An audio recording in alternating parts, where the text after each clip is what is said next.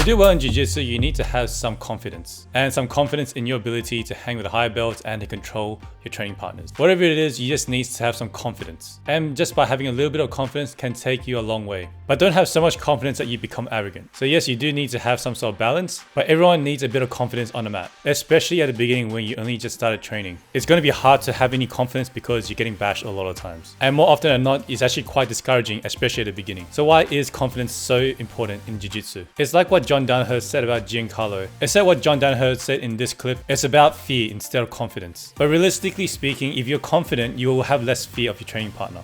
Your opponent's performance against you will always be directly proportional to how much fear they have of you.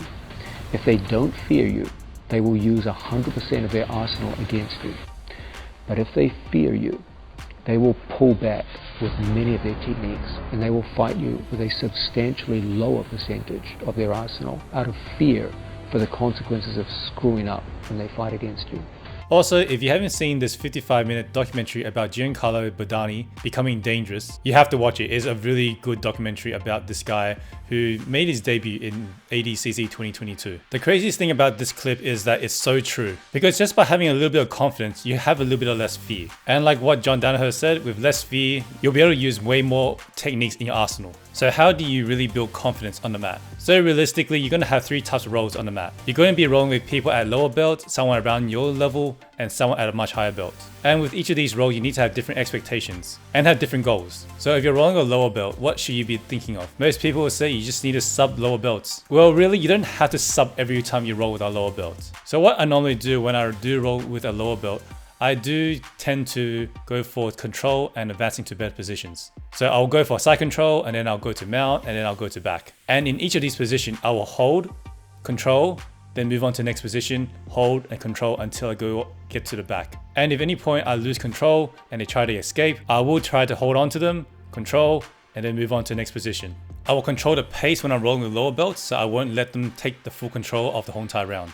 I will try to control the pace of the round. So for example, if they're a fast player and they're trying to speed past my guard, I will try to hold them down with a half guard and try to slow them down. If they're a slow player, I will try to speed things up, at my own terms of course. At the same time, I'll probably have a technique that I want to hit in this round. And it doesn't have to be a submission. It could be an escape, it could be a pass, it could be a sweep. So what I will do is I'll get into a position and then I will pretty much do the technique, let them escape or let them reset, and then do the technique again. Realistically, this is the best way to drill a technique, because drilling a technique during live sparring, your training partner is going to resist. And it's very different from resisting when you're just doing specific training.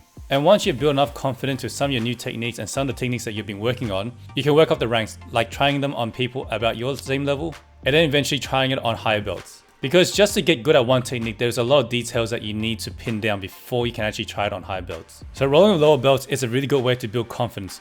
But that's not always the way to get confidence. You have to roll with high belts eventually. So rolling with high belts, you need to have some expectation, realistic expectation. Like you can't expect to sweep a high belt all the time, or even catching a sub, even if you don't finish it. Someone who's been on a mat for a very long time will see a lot of your attacks and a lot of your sweeps coming from a mile away. So really, you can't drill new things on them. Instead, what you need to do when you're rolling with high belts is actually just to survive. And that means you don't get tapped out, or you try not to get swept, or you try not to let them pass. And if they do get past, you try to retain guard and try to escape from any pins. I'm not going to lie, it's going to be a very difficult role because you're going to get bashed and you're going to try to at least not get discouraged. But at the end of the day, you need to take every little progress as a win. And if you can see that as a progress, you will build the confidence that you need to be on the mat. And finally, how do you build confidence when you're rolling with someone at your own level? It's pretty simple when you're rolling with someone around your level. You just need to play your A game and then try to use everything that you know on them. Because if they're at your same level,